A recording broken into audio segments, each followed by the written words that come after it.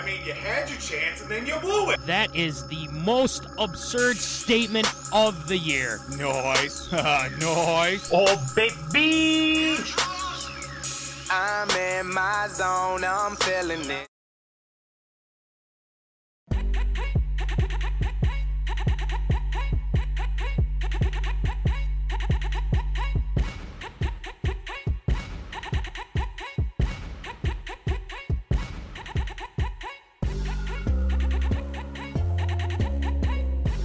Live from Rock Solid Studios in Granite Falls, it's time for MinneZona Sports, live with DJ Matty C. and Paul the Shield Vold. And this is MinneZona Sports Live. We are back! Yes, we are back after a 1-week hiatus. Your boy was on vacation. It was great. I had a great time. But we are back. It is time for MinneZona Sports Live. And without further ado, I'm your host, DJ Matty C., a.k.a. Matt Callahan, a.k.a. Callie, a.k.a. Matty C., etc., etc., etc.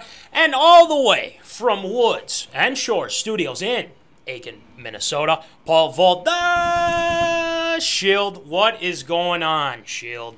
Were we only gone for a week? Because it feels like it's been like 3 weeks or something. Yeah. So much has happened in the span of, obviously from when we did the last show to this show that I don't know how we're going to be able to get it all in, an hour 15. I mean, there's so much we need to cover.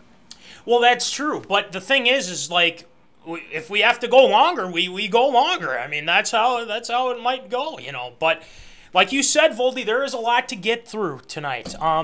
There's things going on, a lot of things happening with the Wild, with the expansion draft, with Seattle Kraken, starting right now, actually. Yeah. So we'll keep you updated on that. But we're saving a little bit of that for ARA, so make sure you stay with us for that. And then also the big Parise and Suter news. We're going to get to that in ARA as well. But before we get started with Tater Hot Take, I just want to throw this out there because we looked at our inventory for shirts. Yes. And, just to remind you guys, $20, $5 shipping. Talk to me, talk to Voldy, talk to Jimbo, talk to the Curve Doctor. We will get you set up. These shirts are 5 out of 5 stars, okay? These, I haven't heard a bad word about these shirts, so make sure you check out these MinneZona shirts. There might be more stuff coming, too, so just want to throw that your way, just a little segue. Seymour, good to see Seymour back on the broadcast. Money. Loving What the up, 90s baby? Brewers hat. Voldy? That is pretty fresh. I'm not gonna I didn't lie. have a Bucks jersey. I just had to go the closest thing to Milwaukee. I just had to go with throwing the Brew Crew. So We're going with the Brew Crew. We love it. We love it. All right. So, anyway, Voldy, let's get going with Tater Tot Hot Take. We got the Vikings and then also got the Twins, and it refers to pitching. So, let's get it going with some Tater Tot. Whoa. Hot Take.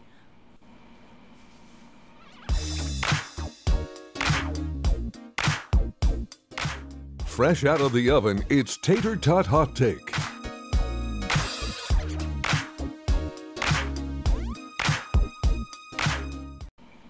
All right, Voldy, we got Tater Tot Hot Take. The first one we're starting off with is with the Vikings. Michael Pierce.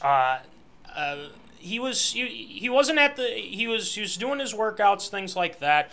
He suffers a calf injury. And he could miss the start of training camp, unfortunately.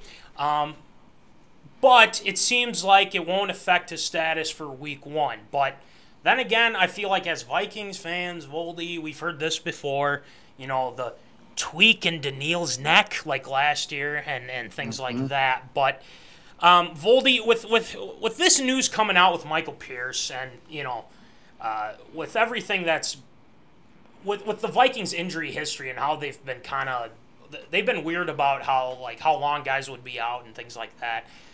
Is this going to affect the play of the defensive line if Pierce isn't good to go week 1?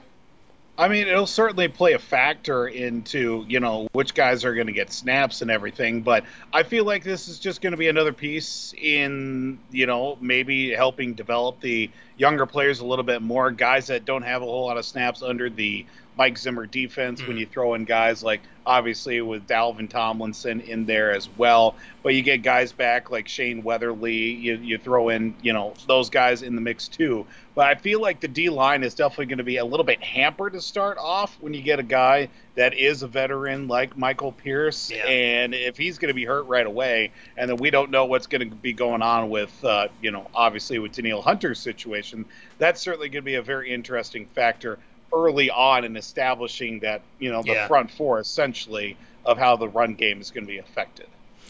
Right. And I kind of look at this and I'm not too worried.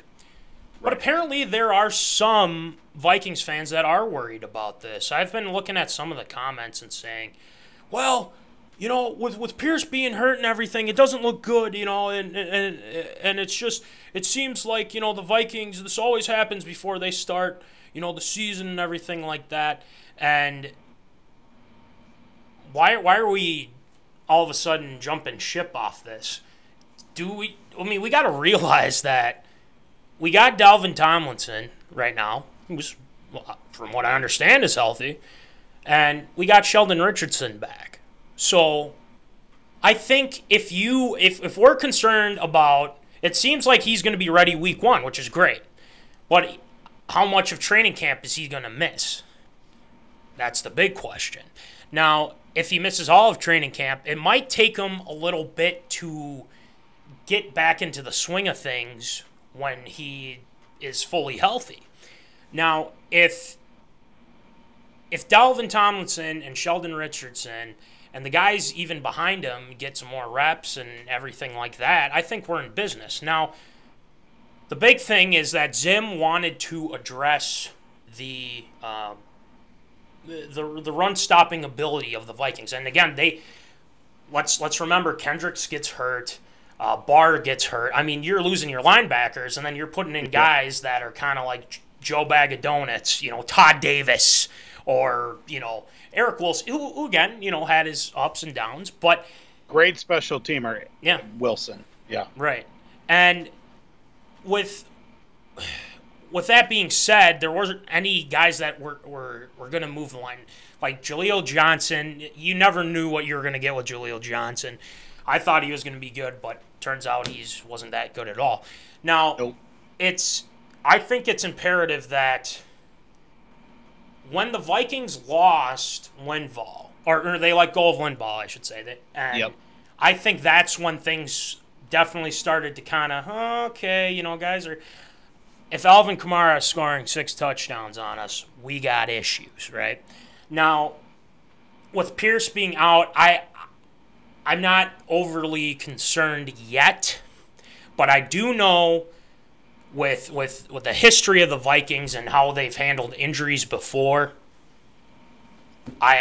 they could say it's a tweak, but then all of a sudden he misses like the first 6 games, and we're like, well, where the hell, But right. I'm not as concerned. I think this is something that the Vikings won't be too concerned about at this point, but if he starts missing week 1, week 2, then I'm getting very concerned. But if he's missing a little bit of training camp, so be it. But, all right. Yeah.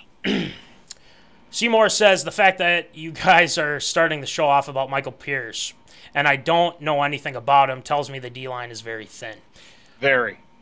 Thin. Yeah. No, it definitely is. I mean, if you think about it, when Pierce and Tomlinson, I mean, they're big guys. They're big guys, and that's what it's kind of more reminiscent of the Williams wall, you know what I mean? But we hope. I mean, they got to be able to perform, and I think they will. But I mean, the reason why I wanted to start it off with this is because, there's been a lot of differing opinions on this, and it's like, well, why didn't we just trade him? I'm looking at some of these comments from the article I got from the Daily Norseman, and I mean, they're talking about how it's a torn calf muscle. He won't play in the opener. Maybe one more after that. Let the dude rest and heal. It begins. He'll be fine.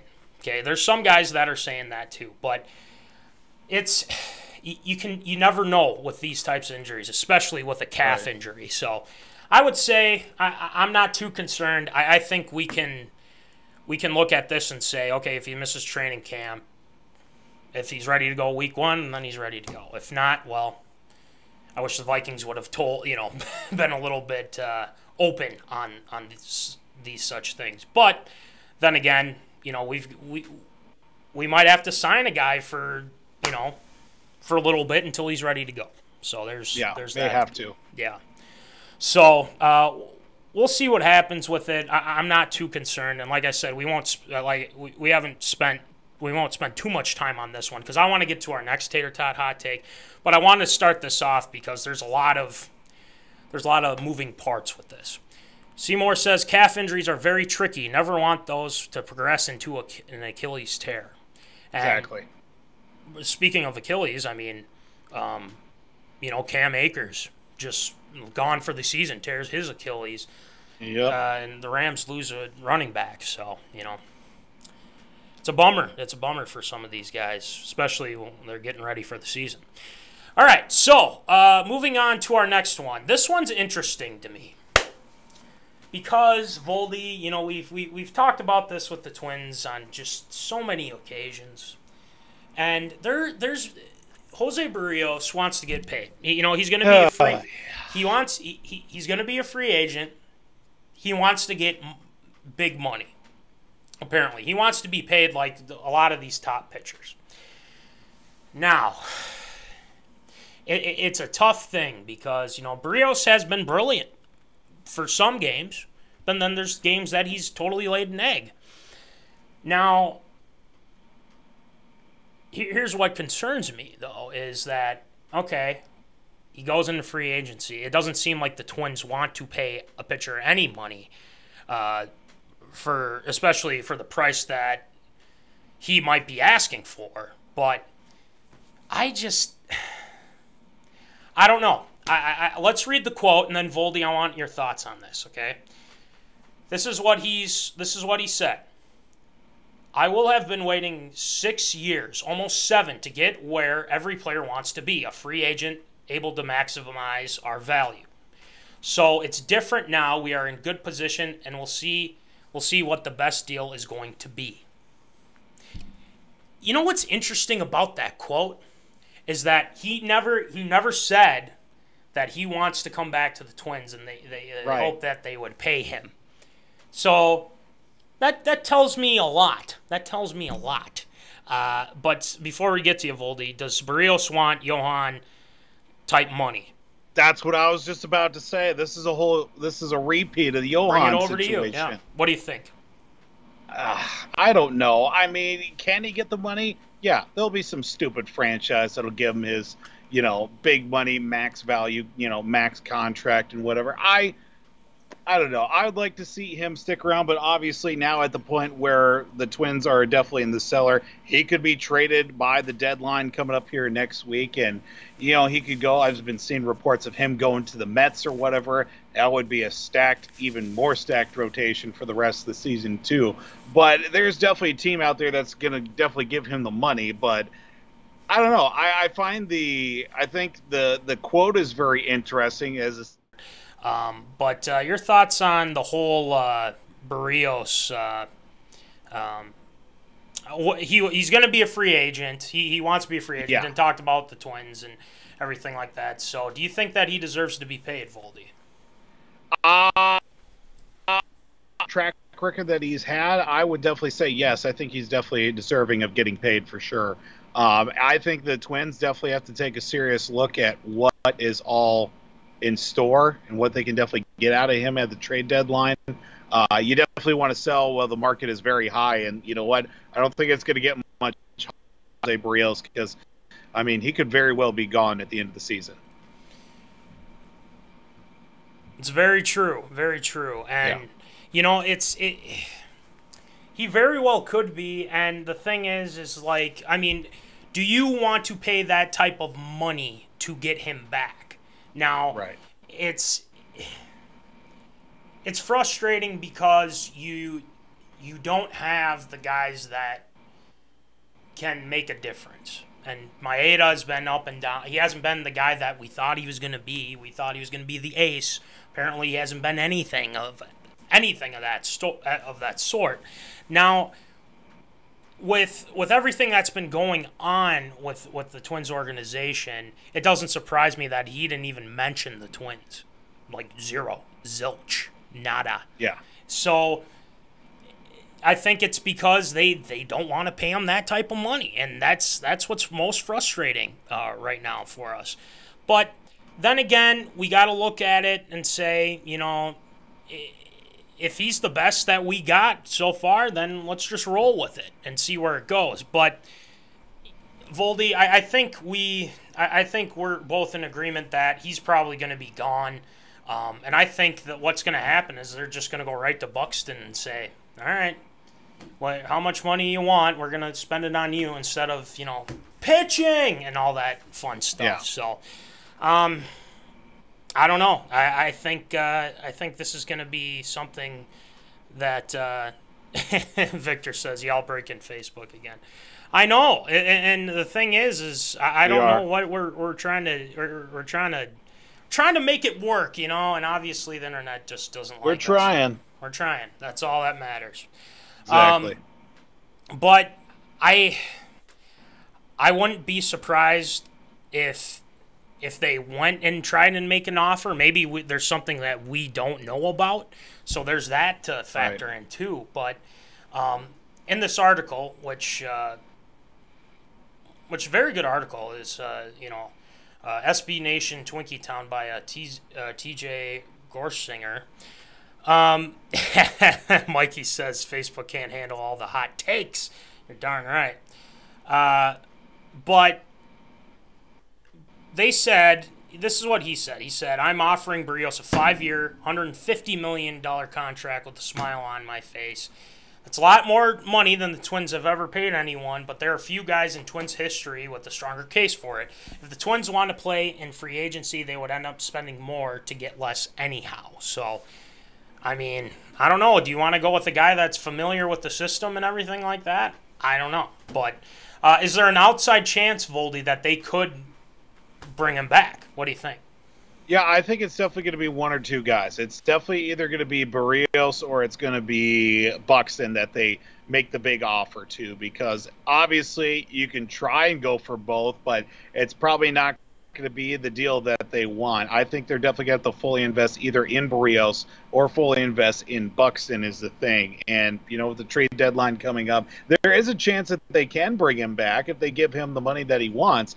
But you know, is as long as the numbers keep saying that the way that he's been pitching this season, which hasn't been overall that bad this year, I mean, there's certainly a strong case that, you know, he's going to get his money regardless. Let's hope. Let's hope. And I think there will be a team that will take that chance, I think. So it wouldn't surprise me. But I hope the Twins are ready for what's to come, because it's going to be hell trying to get him back to Minnesota by the way that he's talking. So if they want to work fast and try and get him, great. If not, well, you better be looking for somebody, because you're starting pitching, and not only that, your relief pitching, and also, you know, Colomé has been terrible too. So there's that as well. Yep. So, anyway, that'll wrap up for Tater Hot Take. So, it's time for Voldy's Virtues. Voldy got a controversial topic, I think. It's about the All-Star Game uniforms. So, we're going to be talking about that for Voldy's Virtues. So, let's go to the Temple of Wisdom. And it's time for Voldy's Virtues.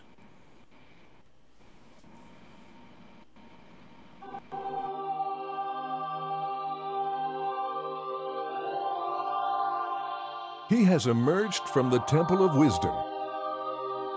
Gather round for Voldy's Virtues. All right, Shield, it is time for Voldy's Virtues. And Yeah, this is a topic that I think it's going to get the zoners talking. I think it really will be. So, Voldy, enlighten us with your knowledge. Well, obviously, last week was the All-Star game. We didn't get a chance to, revel in the fact that it was a pretty awesome All-Star game. Home run derby as well, with Pete Alonso winning the home run derby once again. American League winning the All-Star game once again as well. So that was all good and dandy. But obviously, this year was something a little bit new. Now, tradition does states that during the All-Star game that both teams and individual players wear the uniform of the teams that they play for. This year decided to change things up a little bit. Major League Baseball decided to go with one solid uniform for one team, one solid uniform for the other as well. That didn't exactly draw a lot of likes as well, with the American League going with the uniforms in navy blue, while the National League, I believe, they were in white or some sort of monstrosity. People didn't all like to get it. Me personally, I loved it. I love the fact that something I've been talking about for years. Major League Baseball is the only professional league of the 4 major professional leagues when it comes to the All-Star game that players don't wear the same uniform. They wear they wear their own uniforms for their own team during the game. They sell the All-Star hats, they sell the All-Star jerseys and all that garbage. They wear it for 2 hours at the most during, the likes of the home run derby, the batting practice and everything, and then that's it. During the game itself, they go right to their regular uniforms, and I'm not a big fan of that. I don't like it at all. Why do you even bother in the first place of creating such garb as well, or even advertise it if they're not even going to wear it? Yes, I know this is a money business that we're talking about, but it all boils down to one thing. We're not here to see, a Los Angeles Angels pitcher strike out a San Diego Padres hitter. No, we're here to see an American League pitcher strike out a National League batter. It's as easy as that. American League versus National League. It's not one player versus one player from another team, and then another team, and then another team. Heaven forbid you get 3 or 4 players from the same team in the starting lineup to start the game as well. But I look at it at this. Everybody didn't like it. They didn't like the uniforms this year. Yes, it was a culture shock. I think if you take your time and actually look into it as well, uniforms could be really nice. Past years, there have been some bomb uniforms that have been out there for the All-Star game. I think when San Diego hosted it a few years ago, they had the nice, they had the old school 70s kind of logos and whatever. Those were great. Would have loved to see those in the game itself. Nope, they go with the regular, regular uniforms for their team as well, for each individual player. I think in the big drawback that it was from some past players and critics as well, it was the fact that it just didn't make a lot of sense. This was a complete rush job by Major League Baseball. Originally, the All-Star game was supposed to be in Atlanta. Moved it to Denver because of the fact that, off the field political troubles and everything, that forced the hand of Major League Baseball to move it to Denver, thus causing the rush job that it was to, create something. The uniform itself, I was the solid color pants that weren't white and or gray, not a big fan of as well. Okay. I think that's something that needs to be addressed entirely. But this is what needs to happen. You need to bring the 2 leagues together because, back in the day when the All-Star game used to, mean something, and it was actually going to decide home field advantage in the World Series, that is what definitely got players going for that. Now, doesn't really mean all that much. It's just about which team or player gets the bigger cut at the end of the game on their paycheck as well for their end-of-season bonus. But definitely the hate for the uniforms was not warranted as well. Everybody didn't seem to be a big fan of it. Yes, I know it's about the money at the end of the day, but if you bring in the right people, Major League Baseball, whoever's hosting, and whatever, artistic, cultural people in that area can put something together, I think there would be some pretty good uniforms coming up here in the next couple of years. I think Dodger Stadium hosts it next year for the All-Star game. I mean, they could definitely come up with something pretty good here for next season. But at the All-Star game, it actually means American League versus National League. That's what it all comes down to, not one player from one team, player from the other team as well. need to take that in light because every other league does it that way. Yeah. I mean, the NHL All-Star Game used to be Western versus Eastern. Now it's each division playing each other, round robin, upside down, topsy-turvy. But again, Eastern Conference, they all wear the same uniforms as well. I mean, it's just great to see that all happen. I don't know why Major League Baseball is so far behind the curve when it comes to that. Just take it for what it is. Deal with it is the thing, as uniformity is the wave of the future for Voldy's Virtues this week. Wow, very interesting, because I think there's a lot of people that would agree with you, Voldy, on this topic. Now, it's one thing when we're talking about the MLB, right? And they always have these BS things that happen, and you'd think they would want to ask the players, right? And we've kind of gone back and forth on this a couple times too.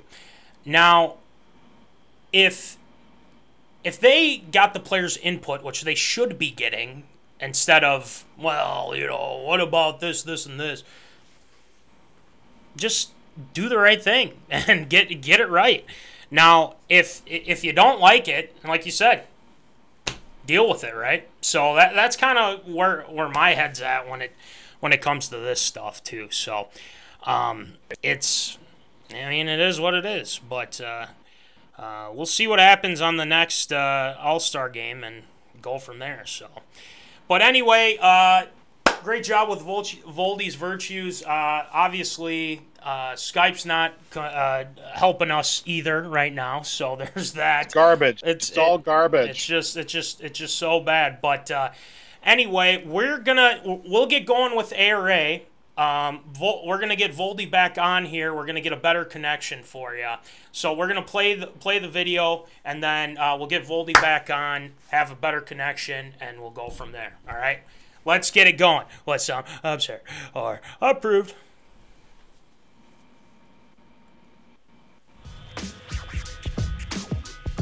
It's time for everyone's favorite segment, Absurd or Approved.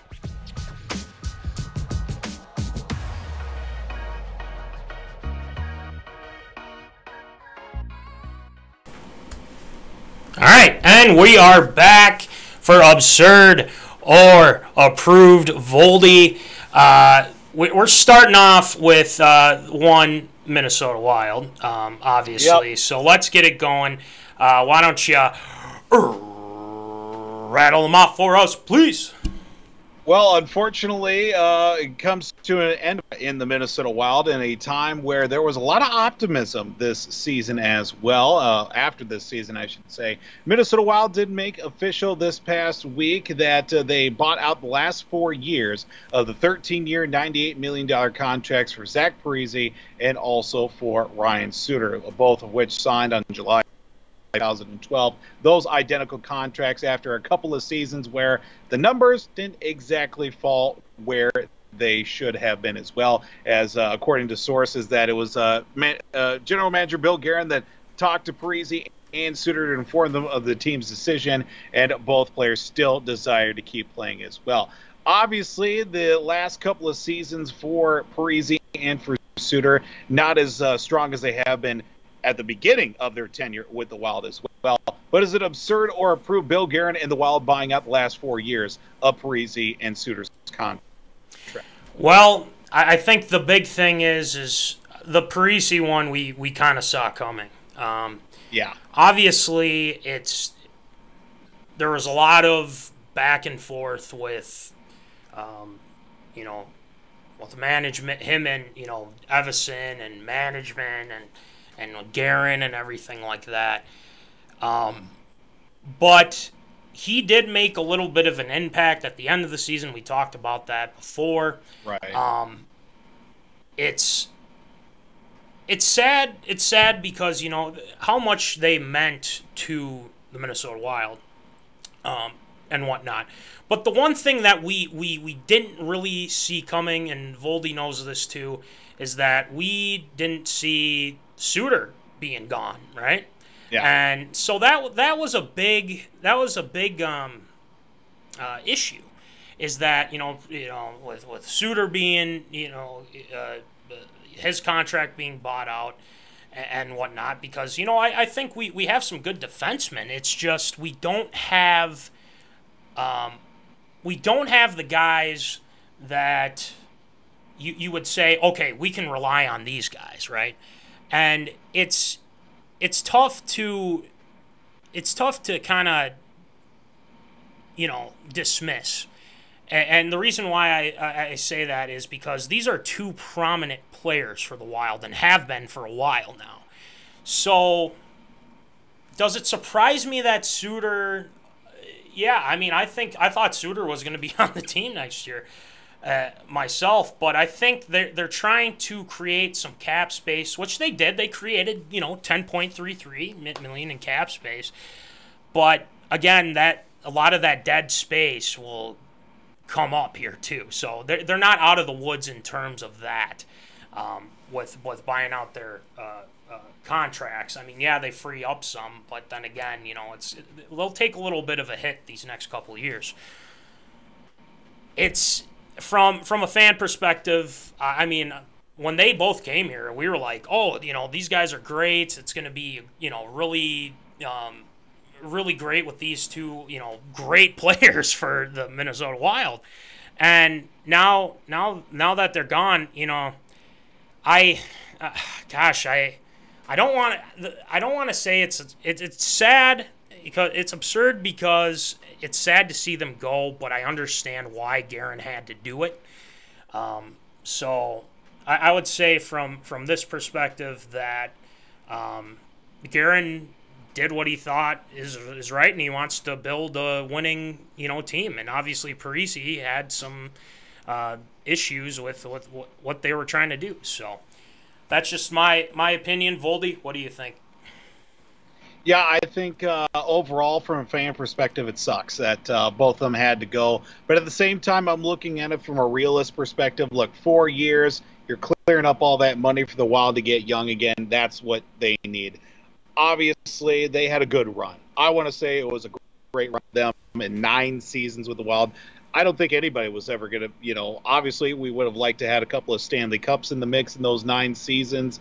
Never being able to get past the, conference semifinals and then getting beat by Chicago or whoever it was at the time in the playoffs. But, it stinks. It's unfortunate. But the production wasn't as strong as well in the last couple seasons for both those guys.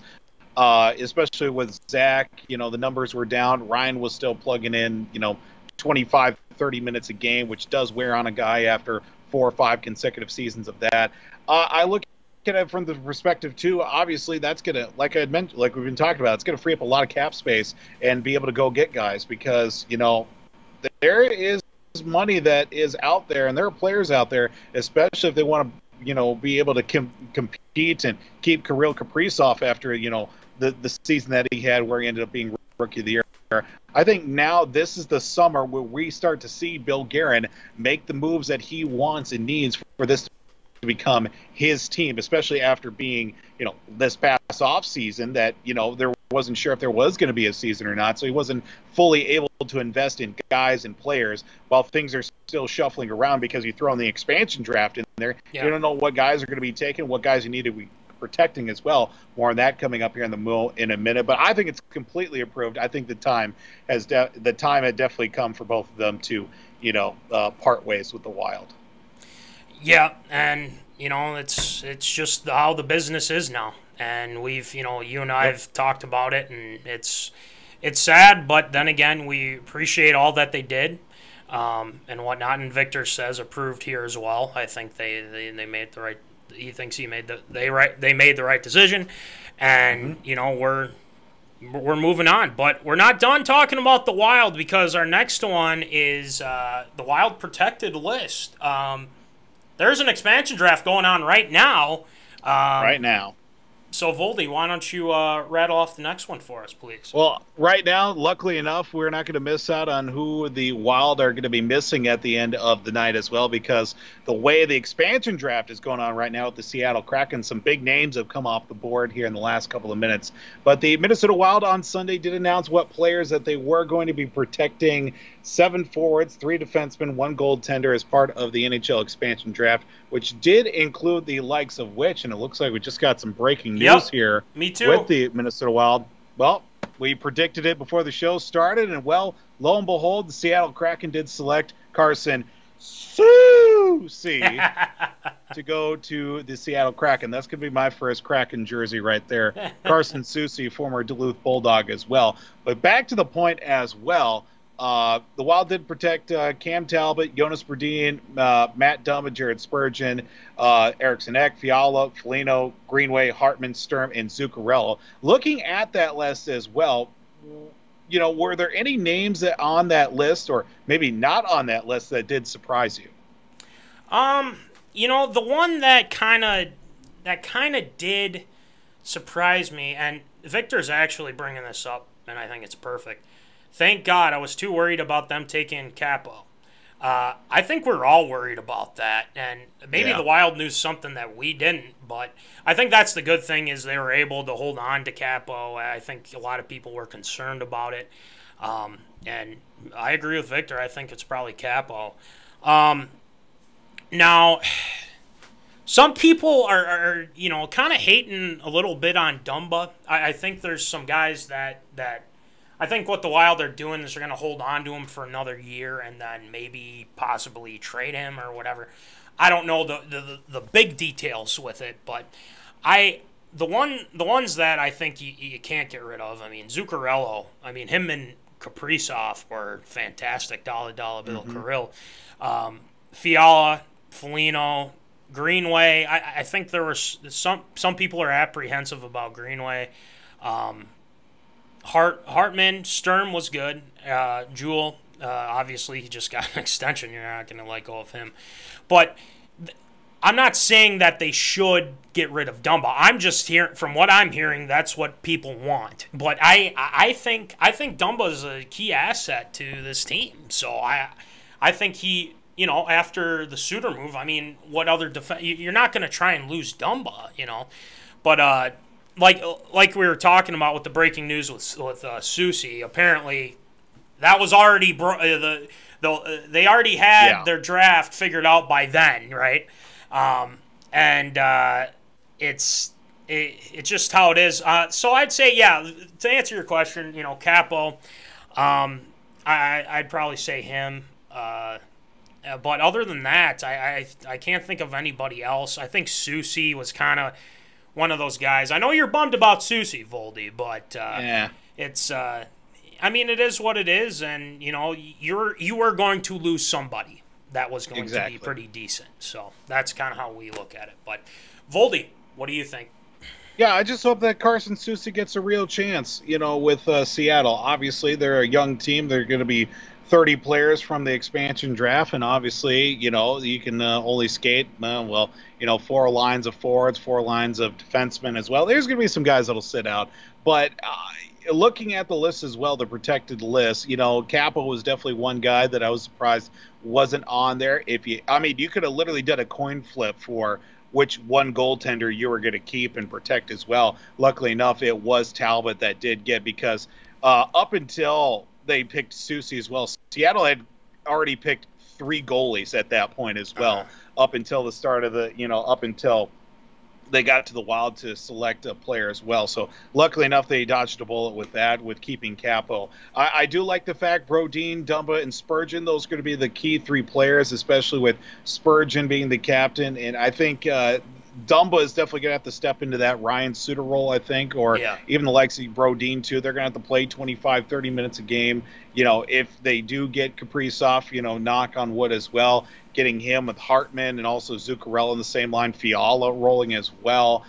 There's talks about Nick Foligno joining his brother Marcus here in Minnesota, which would be fantastic to have as well, especially for a jersey perspective, because you probably put M Foligno and N Foligno on the back overall. I mean, there's been talks about it so far with that. I do like the overall look of the list as well. A lot of core guys, especially on the forwards, because you look at each one of them. Eriksson Ek had a career. Fiala, Foligno, Hartman, Sturm, Zuccarello all had great years. Jordan Greenway, he had a decent year as well, but definitely could use a little bit of improvement in that. I think the list was completely approved as well. And you know what? Hopefully Carson Soucy gets a chance in the Pacific Northwest. We'll see what happens. I think with a new place and everything like that, the Wild were willing to say, all right, you can take them and go from there. But, I think a lot of people were concerned about Capo because by the way that he played, too. I mean, this past year, he was fantastic. So, but then again, they probably knew something that we didn't. So we'll take that at least. All right, next one, Voldy. Well, Super Bowl winning quarterback and now minority owner and NBA champion, that being Aaron Rodgers this week. Reports did come out saying that he recently turned down a 2-year extension offer from the Green Bay Packers this offseason that would have made the reigning NFL MVP to the Packers for 5 more seasons and made him the highest paid quarterback and player in football, yet he turned it down in the process, with training camp scheduled to start 1 week from today. I mean, there's got to be something to the point where it's not even about money at this point, and it was quoted as saying that there's something going on that's way beyond money. Is it absurd or approved, A-Rod turning down the big deal to stay with Green Bay? The turmoil in Green Bay, it's music to my ears, Voldy. It's music to the zoners here, especially the Vikings fan zoners. We've got some Packer fans zoners, but I don't feel sorry for you. I'm sorry that I don't feel sorry for you, but Green Bay, it just shows you Green Bay is trying so desperately to get him back. They make him this great offer, and he turns it down because there's something going on. And, I don't know if Metz has been tuning in yet or if he's on right now. But this doesn't look good. Especially when Adam Schefter, he knows everything. And apparently Packer fans want to blame Shefty for false information. But oh, my goodness. I think he's pretty well in tune to what's going on in the league. Now, I'm not going to say that, he's not going to play for Green Bay this year, because anything can happen, but it's leaning more towards, this is interesting. Aaron Rodgers seems to be pretty angry with Green Bay right now. If they offered him that big of a deal to stay in Green Bay, why wouldn't he take it? Because there's something wrong with the management. He doesn't like Goody. I think that's what those Packer fans call them. Call their GM is Goody. And I think Rodgers even compared him to Jerry Krause from Chicago Bulls, if you watch The Last Dance. So I think he might not even show up to training camp. I think this is a very realistic situation here, Voldy, is that I firmly believe that Rodgers might not show up for training camp, and who knows? He might not even show up for week 1. It's getting to that point, because if he's turning that down, things are escalating, and it doesn't look good for Green Bay. So, it's technically, I would say it's got my stamp of approval from the point of how bad this is going. But him shutting down that deal, it would have gotten him a lot of money. But at the same time, what does he need money for? He's got plenty. He's got plenty. So it's something with Green Bay. It's the organization. So I'll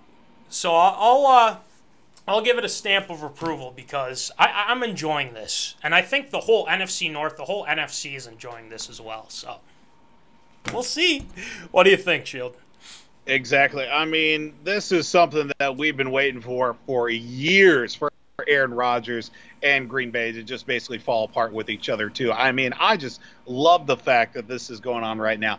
And you look at the fact that we've gotten past the point where it's no longer about money, and it's something's going on in there. Somebody, peed in somebody's cornflakes or something over there, to the fact that now it's not even about money. It's about respect, honor. I don't know anymore. Somebody said something about somebody's grandma, and then next thing you know, nobody's happy over there. I'm a fan of it. I just like to see, because literally Aaron Rodgers could walk away, and I think he'd be fine with it.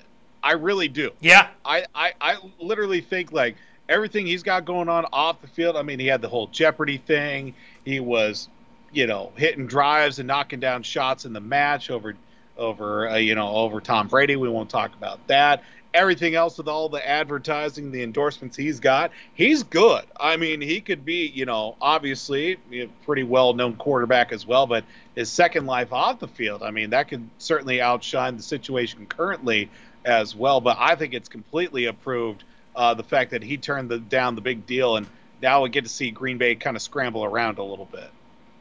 Yeah, and it just shows you he would stay in Green Bay 5 more seasons too. I mean, it's a long time. Now, if Jordan Love's their starter, they're screwed. Yep. I'm serious. I don't care. You can nominate me for absurd statement. I mean, Austin Hanley's already got the crown for that so far with his statement. But I firmly believe that it could very well be Jordan Love week 1. So if I were Green Bay fans, Mets turned guy, I'd be concerned big time. So let's move on. Next one, Voldy. We go to Major League Baseball. Obviously, we had a little bit of turmoil with the All-Star Game uniforms. Well, let's see if Rob Manfred can redeem himself. Yeah, not so much as well. We're going to have some more rule changes going into next season, it looks like.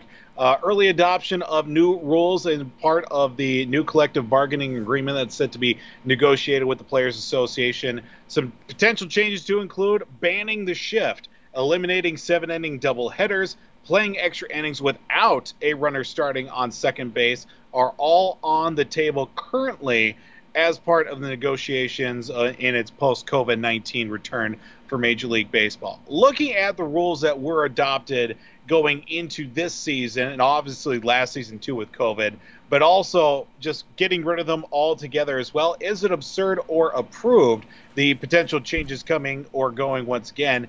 And where's your confidence level with Rob Manfred right now? Well, I think that whole 7-inning thing needs to go. I think they did that with the COVID, with COVID and everything like that. So I understand that. That'll go. I think the runner on second thing to try to speed up the game and everything. The thing is, there's too many changes. And I understand with COVID and everything, but there were changes that they wanted to make before the pandemic. And they're trying to find a way to have people watch it more, right? They're trying to make it more, okay, the games aren't as slow as you think, blah, blah, blah. Well, it's definitely not working, And right. My confidence level in Manfred is probably, if I were to rank it 1 to 10, I'd probably put it as low, or I'd probably say like a 2.5. And the reason why I put a 0.5 in there is because you can't be that bad, right? I mean, you got to figure out something. But I don't have a lot of confidence in what he's done so far. I think he's trying too much to try and transcend the game, and obviously he was talking about in the article too, like, yeah, hey, we have a very professional relationship with the Players Association and everything like that, and he seems to forget that they had a huge disagreement on how many games they were going to play that past season now, right? Yep. So I don't have a lot of, I really don't have a lot of confidence to answer your question, Voldy. I really don't. So I think most of it is absurd, but I'm glad that they're getting rid of that whole 7-inning doubleheader thing. It just, I don't know. I wasn't a fan of it, and I think they could easily, find something else, but I don't know. Manfred is meh. So, Voldy, what do you think? Yeah, well, let's get to the issue at hand as well. My confidence level in Rob Manfred is so low right now, it's not even registered on the 1 to 10. It's like a minus 75 right now. I have no idea what this guy's doing day to day, whether he could put on his own socks or tie his own shoes in the first place. He's just I'm going to have to disagree with you on the doubleheader thing. Okay. I love the 7-inning doubleheaders as long as they're scheduled. You need to put more doubleheaders in as well. Give more day offs to these players as well. 7 innings is great. I'm not a big fan of the extra innings rule because if your team's not good enough to get a guy on and score him, well, you probably shouldn't be playing in the first place. The shift, I've never been a fan of. If your pitcher's not good enough to get a guy out where your players should be standing, you probably shouldn't be good. You should probably even have that guy out on the mound, let alone on the team in the first place. Which also brings up another thing, too, with the whole foreign substance thing and like how the offensive numbers are way jacked up as opposed to the spin rates being down. Again, if you're not good enough to pitch, why are you even on the mound in the first place if you don't have to doctor baseball to do it? We'll save that for another rant, another Voldy's virtues. That's what I should have done here for this week. But my confidence level, negative 75 for Rob Manfred. I definitely think the doubleheaders should stay as long as they're scheduled and worked into next year. Get rid of the shift. Get rid of the extra innings runner as well. Overall, I think Manfred is it's barely visible. It's barely visible. But we'll take it. We'll take it. Negative 75. I get on Voldy. Well, before everything gets all said and done, Team USA basketball is actually going to be playing in the Olympics. Knock on wood. As we sit here on a Wednesday night before the opening ceremony on Friday. Team USA did wrap up a few things with a win over Spain on Sunday, 83-76. But, there's been a little turnover with the roster that is for Team USA basketball in the last week plus. Guys dropping left and right for health and safety reasons. Have a few other spots for the likes of Team USA. Keldon Johnson and JaVale McGee are joining the roster for the active team, the 12 active players for Team USA. Looking at the situation overall, is it absurd or approved? Multiple players dropping out and these new guys coming in. Is it going to play much of effect for Team USA's chances? Well, before I get into the injuries, when they started off in these exhibition games, now they lost 2 games. I think it was to Argentina, or no, it was Nigeria and Australia. Thank you. And I mean, they're not this. They made it known that this won't be a walk in the park. Okay, but the talent that this team has. Okay, the talent that this team has with Kate, that's a pretty big loss because Bradley Beal is a scorer, man, and when he's on, watch out. Jeremy Grant, he's in protocol, so I mean that's good to see. But like you said too, I mean I'd love to see Ant. I think that'd be fun. I think that'd be cool. But like you said, what about does end up playing, and if his ankle's good to go, then sure, I guess. But I wouldn't rush it. I think there's a lot of guys that want to see Ant go in there, but we'll see. But to get back to your question, it hasn't just been the USA men's basketball team. It's been especially the thing is if you're going over there, you got to know that like this has been going on, and you got to be in protocols. You have to handle this right and whatnot. So, with the players dropping out, I understand out of caution and everything like that. You want to make sure everyone's safe and whatnot. But could this hurt their chances? Yeah, I think it could. But I think now that they've won some of these games, they're getting more confidence. KD's been playing better. Draymond. And then they gotta get JaVale in there. Keldon Johnson's been doing a pretty good job with them so far.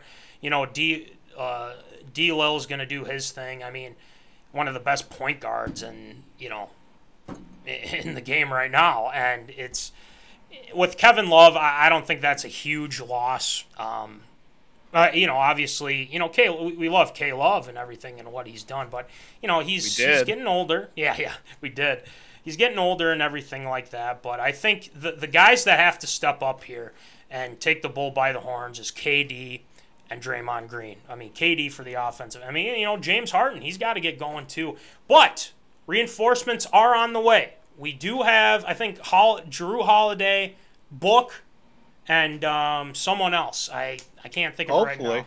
So if you get Book in there, they're coming off a final, obviously the finals and whatnot, but I think they'll be okay. Chris Middleton. Chris Middleton will be in there as well. NBA champ. NBA champ. So, reinforcements are coming. So I think it'll work out just A-okay. But, it's got my stamp of approval. They're trying to, make sure that everyone's healthy and whatnot. So, fingers crossed. Voldy, what do you think? My main concern with Team USA is they have the right guys that can go out there and play a little street ball and get out there and just run up and down the court and just basically take it to the rest of the world. That's kind of been the style for Team USA under Coach K, was just get the ball, run down the court, put up 180 points, and beat them by 75. We're out having dinner somewhere around 2 hours after opening tip. Yeah. But with Popovich, it's a little bit more of a kind of grinded out process a little bit. Get a feel and then find a way to sneak one out. I don't know until you brought up the fact that you got Book, you got Middleton coming in as well. That's going to help a little bit. But yeah, obviously Kevin Durant, Dame Lillard, even Zach LaVine too in the mix there. Those guys, and you throw in Book and Middleton and Harden too. If they're able to perform at even half the level that they did this past season, they got a pretty decent chance. Obviously, the depth may be a concern if, heaven forbid, somebody goes down, or, obviously the effects of the ongoing situation with the hot zone that is Tokyo going to play an effect. You definitely have to have depth as well. Having that select team is going to be crucial, and guys that can come in and out of the lineup too. But you know what? Am I worried? No. Am I concerned? Maybe not fully concerned, but I have my eye on the situation, we'll say. So I think it's got my stamp of approval. I think Team USA is going to do just fine. I think so too. And obviously, like I said, this isn't going to be a cakewalk for these teams. I mean, they're going to France isn't no slouch either. No. Obviously, Australia. Tony Parker's still playing for them? Yeah. Do we know? Is Tony still playing? We'll have to figure that out. No, but I think that's KD's got to take over. Harden, Lillard, those guys need to get going. So we'll keep our fingers crossed. I expect a gold medal, but Peter says bronze medal. Bronze medal. I hope not. That'd be a huge disappointment. Who wins gold and silver then? That's a good question. Who will win that? Australia? I don't know. Spain with Ricky. Ricky had a good game against Ricky and the Gasol brothers? Yeah, Ricky and the Gasol brothers. But, I'll probably tune into a couple games, see how they're doing. But like I said, I say it's gold or bust. That's how I look at it. Oh, here we go. Yeah, and that's what Pete's saying, Spain and Nigeria. So. All right, Nigeria going to get into the middle count. I love it. Yeah, so there's that. Okogie getting a medal. If he gets a medal, I'd be fine with that. I just hope it's not gold. Me too. if it is gold, then fine. But Okogie's got to learn how to shoot. That's for sure. But anyway, let's get it rolling with some Shield shout-outs. It's been an interesting show. We've had issues, but we're finally to Shield shout-outs. We got some awesome shout-outs this week. So let's get it going with some Shield shout-outs. Shield shout-outs.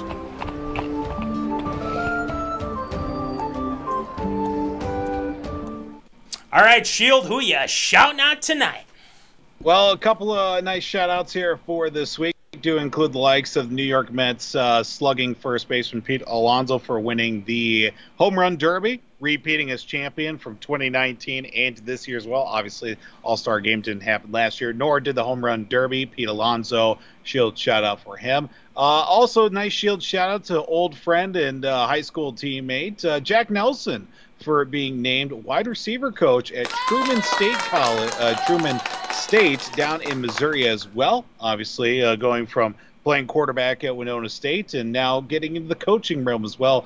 Congratulations to Jack, and hopefully best of luck here this upcoming football season. Do want to wish a happy trails, best of luck in the future endeavors for former Boston Bruins defenseman Kevin Miller, who decided to announce his retirement from the NHL on Wednesday as he played 8 seasons with the Wild, appearing in the playoffs and also in Stanley Cup Finals. Best of luck to Kevin Miller down the road. And big announcement earlier this week as well that we do wish congratulations and a letter of support as well to Nashville Predators prospect Luke Prokop, who did come out as well, first openly gay player in the NHL, in a letter and social media post earlier this week, which does continue to prove the point that the NHL has been hardening on for years now. Hockey is for everyone. Congratulations to Luke, and nothing but the best here for the upcoming season. Also, breaking as well for Shield shoutouts, we do have to wish a little bit of good luck and history as well. The first draft pick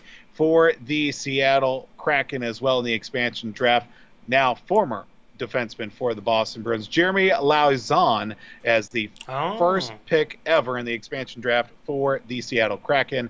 24 years old and a defenseman now with the Seattle Kraken in the expansion draft. Other guys going in as well. Of course, most recently we did find out Carson Soucy was drafted. Jordan Eberle was a former top pick with formerly the Islanders. Colin Blackwell with the New York Rangers. Obviously, a lot more doors opening up. Probably a guy you probably know better from his mugshot. Brandon Tanev, formerly of the Pittsburgh Penguins, was drafted as well. Ooh, we'll see some other big names come off the board. Eunice Donskoy off the board as well. Tyler Picklick, Carson Soucy, like we mentioned. Kale Yarncroc as well. Vince Dunn from the Blues. Man, just some big names coming off the board as well. Got a pair of Fleury brothers off the board as well. Hayden Fleury, also Cale Fleury, also off for the likes of the Seattle Kraken as they got just drafted as well. Mark Giordano from the Flames also just got drafted by them too. Wow, big names come through. That's going to do it for – oh, actually, before I forget too, almost forgot. I got to say a big Shield shout-out. Thanks again to the Aiken Gobbler baseball team for hooking me up for a nice shirt here. Finishing third at the state baseball tournament this year. Got a free shirt out of the deal. Thanks, guys. Appreciate it. That's going to do it for Shield shout-outs this week. Hey, there you go. You got a nice shirt. You get it for free. Yeah, no one's complaining. No, I'm not complaining. Definitely not. No one's complaining. So, but anyway, great job with Shield shout-outs as always, Voldy.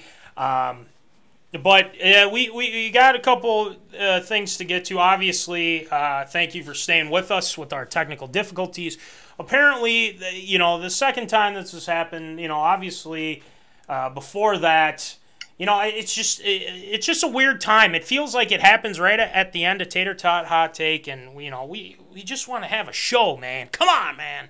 Do our jobs, okay? Yeah, and the Skype stream's been on and off, but hey, we appreciate you guys sticking with us. So, thank you very much, Zoners. All right, let's get to some business. Look at these. Okay. Get your shirts. Got a few left. Shirts. We got a good number. Okay. Oh, we got a good number of inventory left. Talk to me. Talk to Shield. Talk to Jimbo. Talk to the Kerf Doctor. We'll get you set up. $20, $5 shipping. We can get it to you. They're awesome. 5 out of 5 stars. I haven't heard a bad review on them. So got to say as well, we definitely need to get rid of those shirts because Jimbo and Janebo just moved out of the house in Byron. Yes. They sold the house. Yes. It's off the market now. They're in the condo in St. Cloud. Definitely want to make that storage a little bit lighter. So definitely hit us up if you guys want a shirt. And not only that, if you want to get something more with MinneZona, stickers. $3 for, obviously, you know, I can go through them, but you guys already know. The big ones are $3. The smaller ones are $2. The mini bumper stickers are $2. Look at these. I got stickers on stickers, man. If you guys want them, let us know. Voldy's got it on his Yeti there. We love it. And, yeah, I mean, the thing is we got plenty of these, and we got to thank National Fleet Graphics. We got to thank Tyler Knutson, Crown Rental, for getting us those stickers. And make sure you check out W2 Performance, the Barbell Nerds. They're putting out content left and right, videos. W2 Performance, Will Rattel. We got to get Rattel back on. Red Pepper and all that fun stuff. And he's got stickers available, $2 as well for the Barbell Nerds stickers. He'll get them to you.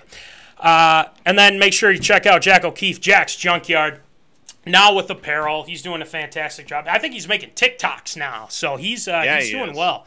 So he's kicking butt.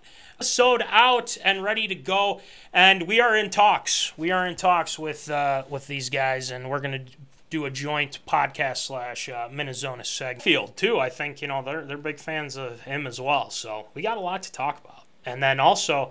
We might have something for you next week too, so we'll keep you in tune with that. So, anyways, great job again, Voldy. We got through it. We're good to go. Episode 72. We fought through it, and we're gonna hopefully have an even better show next week. So we're looking forward to it. But as always, folks, keep in the zone. Holla. Thank you for watching MinneZona Sports Live. Join us Wednesdays at 7 p.m. for live show broadcast. And as Voldy likes to say, follow us on all the socials medias.